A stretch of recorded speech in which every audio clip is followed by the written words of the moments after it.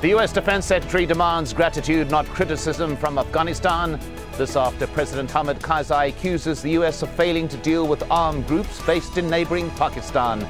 Is this a sign of renewed tension between the U.S. and Afghanistan? And how will it impact on the phased U.S. withdrawal? This is Inside Story.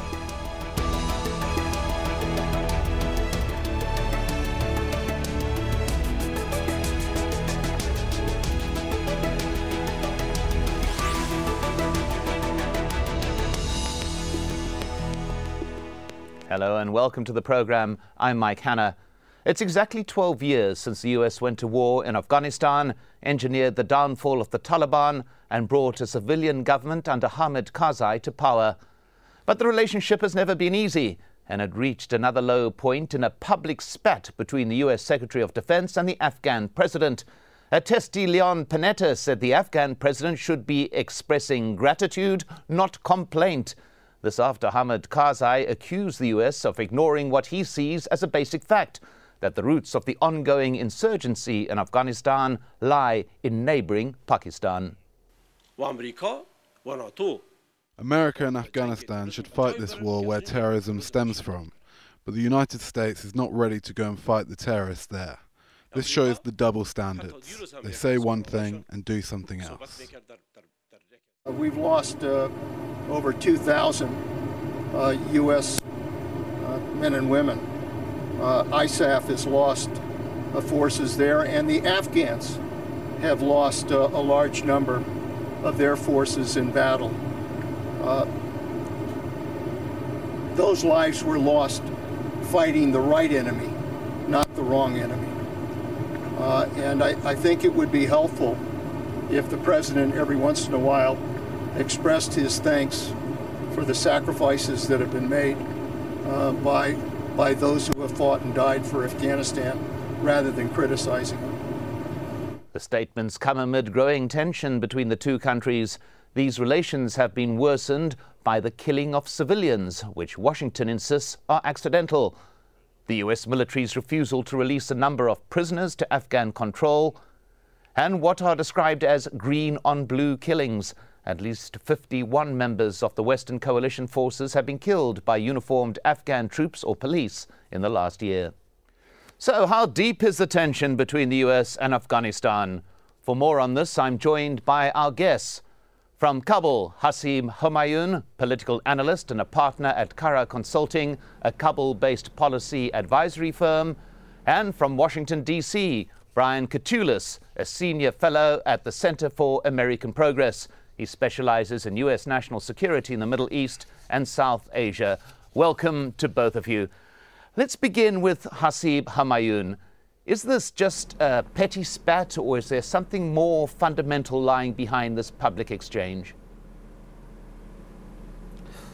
Thank you for having me here. I think we've had many episodes of these public, rather angry exchanges between Washington and Kabul. Hasn't involved Secretary Panetta before, but we've had, again, many episodes of President Karzai and the U.S. administration not being on the same side. So I don't quite see anything very, very significant going on that may have caused this recent incident. But overall, it's also a question of timing. These are difficult times out here in Afghanistan, in particular with the shelling from across the border by Pakistani forces into Kunar province, and then the inability of the Afghan forces to respond to that, and essentially the common quietness that the U.S. has opted to have in this in relation to that issue. That, and then there's a question of the U.S. elections and how certain political measures or even military in the region that may be useful for undoing the spread of extremism and doing the grip that some of these militant networks have on parts of the region. Those are being delayed, so all of it making it a rather uneasy environment these days. Well, Brian Catullus, your view on this. Are we looking at a Secretary of Defense who just got slightly angered by something that was said, or is there something else going on? Is this a reflection of deeper problems within the relationship? Well, I agree with your guest in Kabul. In essence, we've seen these episodes before. The only thing that's really different is that the U.S. Defense Secretary is voicing a sentiment that I hear quite common inside of the U.S. government, a sense of frustration about the, at times, lack of appreciation for how much U.S. troops and U.S. taxpayers have committed to Afghanistan. And despite, tactical errors and other things, there's been a strong commitment there. So I don't see this as any major new rift, because we've seen this before in previous years. I think it does come at an unfortunate time with the 12th anniversary of the start of the war, and some people talking about it here, only some, because it's not a major issue in our elections. And I think the bigger questions moving forward are the political, the diplomatic, the economic components of the transition, because I think there's a plan for transition in Afghanistan on the security front, and some of that is perhaps being questioned by these green on blue attacks.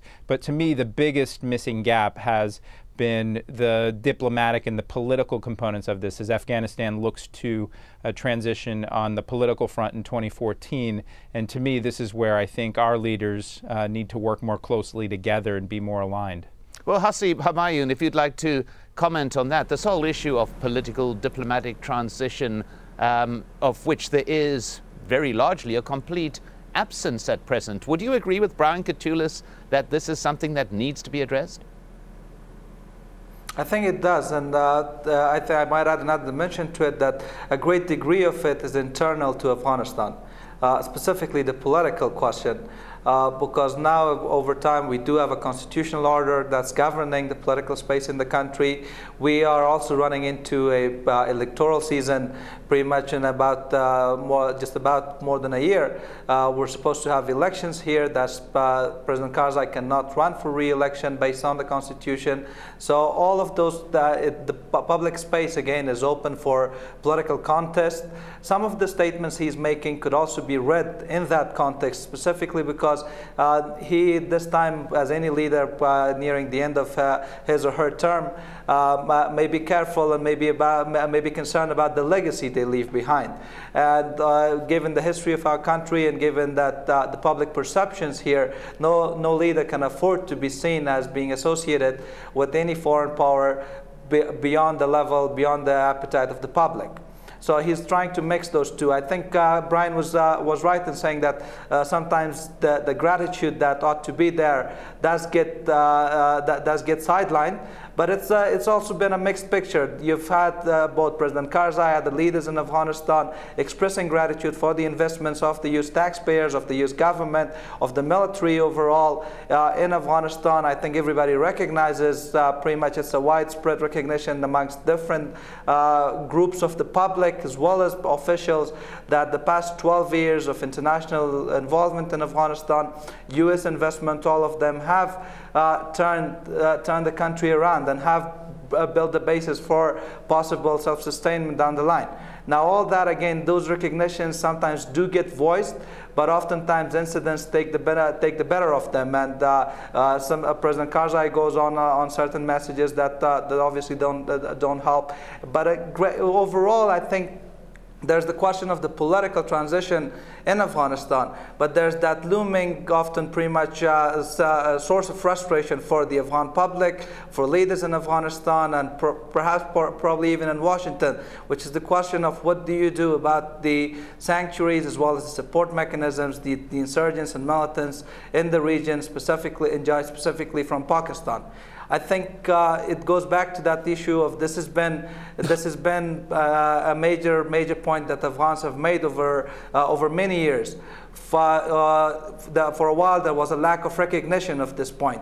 Then eventually, I think Admiral Michael Mullen's statement at one point where he essentially labeled the Haqqani network as a vertical arm of an agency within the Pakistan government. I think that was a vindication of the Afghan claims or concerns over many years. Well, we'll get to that. We'll get to that particular point in a minute, if we may, Haseeb. But I just want to go to Brian Catullus with the issue that has risen here, specifically what President Karzai was saying, that the U.S. is not accepting the fact that the roots to the Afghan conflict lie in neighboring Pakistan, over which President Karzai and his administration have no control. It's been said before, but the fact that he's had to say it again shows deep anger, does it not? He's angered, and I've heard the similar statements from a range of Afghan leaders on my trips to Afghanistan, this deep concern about Pakistan. And I actually think it's inaccurate to say that the U.S. administration has not recognized this. As Haseeb was saying, Admiral Mike Mullen, the former chairman of the Joint Chiefs of Staff, vocally criticized the ISI, the Pakistani ISI, and saying that the Haqqani network was a veritable arm of the ISI. There have, beyond words, there have been actions, and regular actions, including regular drone strikes in some of the territories on the western front of Pakistan, between the border of Afghanistan and Pakistan. And these sorts of things, as we see from Imran Khan's march, have produced some sort of domestic backlash inside of Pakistan. So there have been actions there. So it's not like there's nothing that's being done. I think the U.S. administration, and the real question, which is interesting to me, is the trilateral efforts, the efforts by Afghanistan, Pakistan, and the U.S. to sit down quietly to talk about what does a political and diplomatic solution look like. The talk for several months now that the head of the High Peace Council in Pakistan, Salahuddin Rabbani, may be working or may go to Pakistan soon to talk about how do we actually construct some sort of peace negotiation. Now, I think any viable peace negotiation is far along off, but these early efforts, I think, could be very interesting for the long-term stability if, and this is the big if people inside of the Afghan constitutional framework, the people who are part of the political system and participating in the parliament, are brought along in a cohesive way.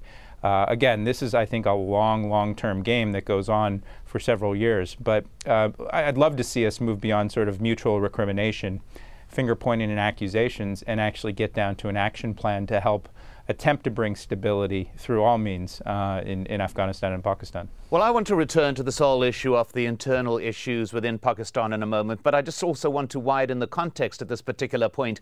The Afghan-Pakistan border has been a source of tension between the two countries for many years. It's called the Durand Line and was a boundary unilaterally established by the occupying British in 1893. The Durand Line sliced through the Pashtun tribal areas that still straddle the now sovereign states of Afghanistan and Pakistan. It was a border that simply ignored the tribal allegiances of those who lived on both sides of it, and always has been what is called a soft border. Afghanistan and Pakistan each accuse the other of stirring tension along this grey area that supposedly marks the territory of sovereign nations. And each state insists that the other is providing safe havens for fighters to launch attacks across this porous line of national demarcation. Let's just go back to Brian Catullus, a supposed border that was created over 100 years ago. But how much of this is the division, the boundary, an ongoing contributory factor to the conflict? Well, I think anytime there's uncertainty on international borders, it creates the potential for conflict. We've seen this in many parts of the world. But I think the real challenge in that part of the world, whether you're talking about Afghanistan side or the Pakistani side, is just the simple lack of basic law and order in these places. The lack of the sorts of cohesive institutions running from the police to the judiciary on up. And you've got a lot of criminality, drug trading, and things like that happening. So whether or not there's a cohesive international border, on both sides of that border, either in Afghanistan and Pakistan, you have enormous challenges of just basic stability and from the ground up, policing and things like this.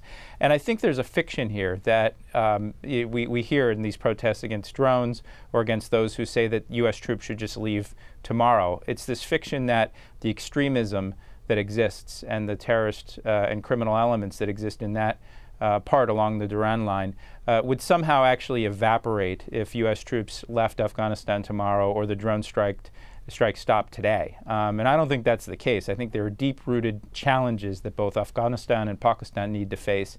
And quite frankly, I think do a better job at working together. And whether it means starting with establishing a more cohesive boundary line there, I actually tend to think it's more of how do you coordinate and build institutions on both sides of the border that are legitimate, that are seen as ruling with justice and responding to the needs, the basic needs of the people living in that area. Well, joining us now from Islamabad is Sohail Mohammed, a political analyst and author of numerous reports on foreign policy in the Middle East and South Asia.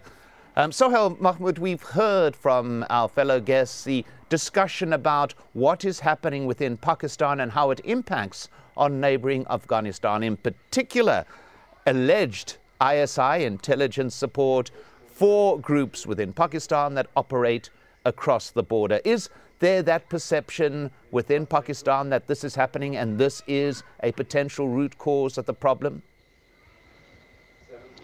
Well, partly true. There's no doubt about that. The Haqqani group has support from certain elements in the ISI.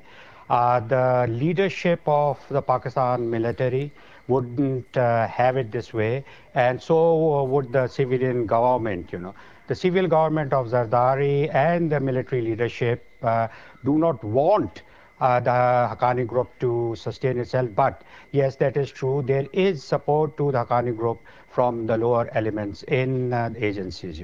But let me make a point. I disagree with the comment. This border between Afghanistan and Pakistan is, is porous for a reason. It's the terrain. The terrain is such that no power on earth can stop infiltration from either side. Yes, infiltration is happening on both sides. I mean, double game is being played by the USA also. And, this is a very common impression in Pakistan that some of the Tehreek-e-Taliban elements that have waged a crusade of sorts against the Pakistani military establishment and against the Pakistani security agencies and the police establishments, that has support from the USA and India. And there are safe havens with the connivance of the Karzai government, safe havens across the Durand Line not in the Pakistani and in the Afghan side.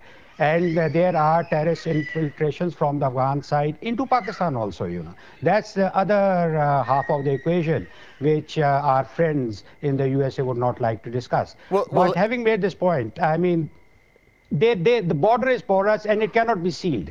If someone thinks that unstable institutions, corruption, failed states, and all the politics and the mess, gun running, criminal elements, and all that, can seal the border, that is not correct. I mean, this is a border. Look at the terrain.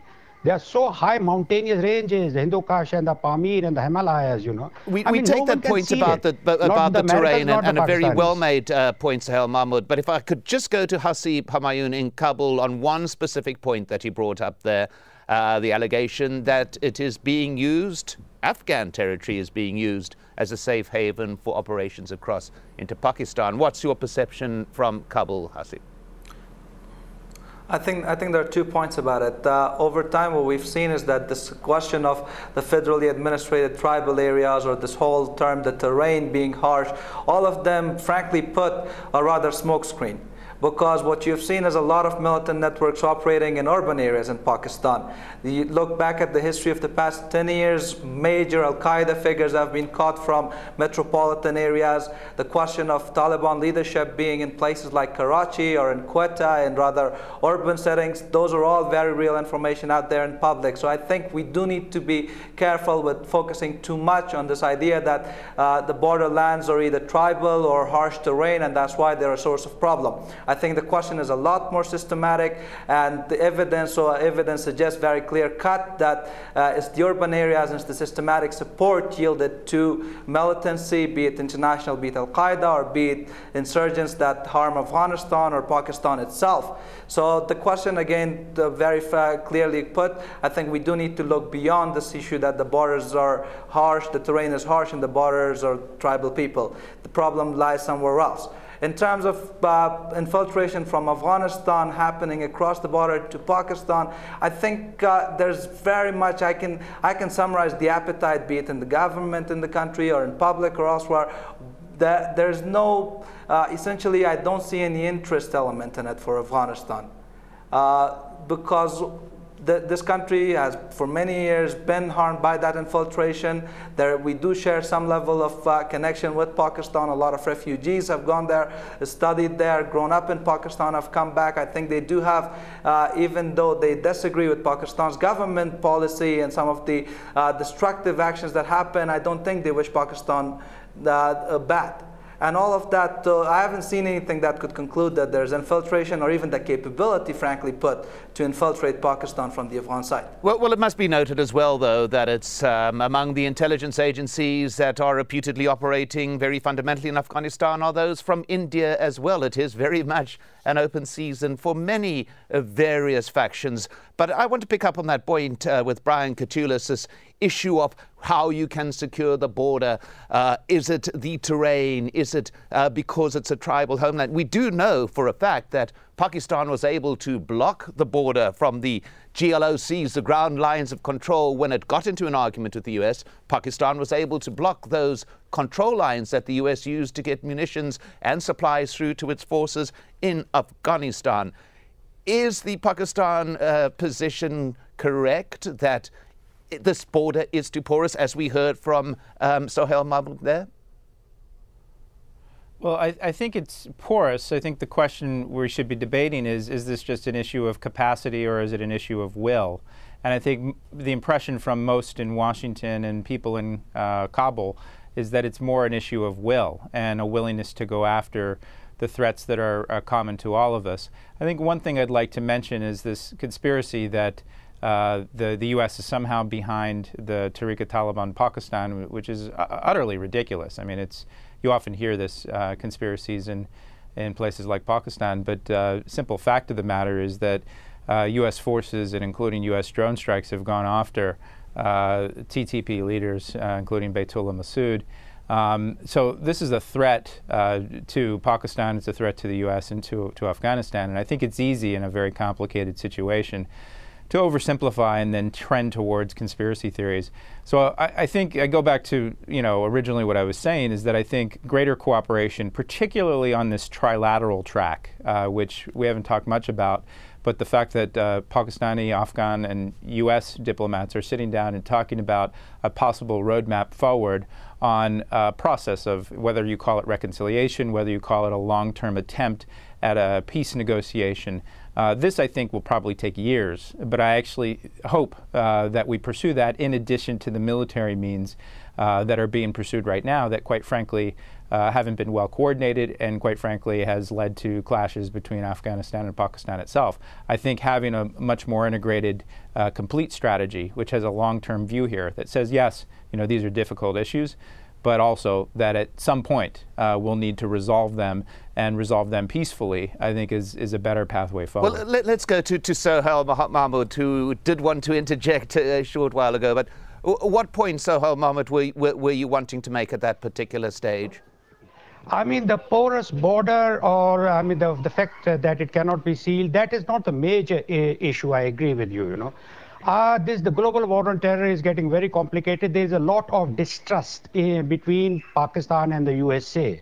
And I'll repeat myself. I mean, what I said is not a conspiracy theory. The Pakistanis believe in that. The Pakistani establishment has been hit very bad. I mean, the Navy establishment, the Air Force, the Pakistan Police, the Pakistan intelligence agencies, and they have traced it to Indian hand and an American hand. This is a very common perception. A lot of people believe in that. And perceptions do matter. There is so much of mistrust between the Americans and the Pakistanis on this issue that you can't discount this. You can't just simplify it, saying it is a conspiracy theory. When the establishment believes it, the news media talks about it, the people believe it, it's true. It's reality as far as Pakistan is concerned. But yes, I agree. I mean, there's distrust. We got to sit across the table and thrash it out.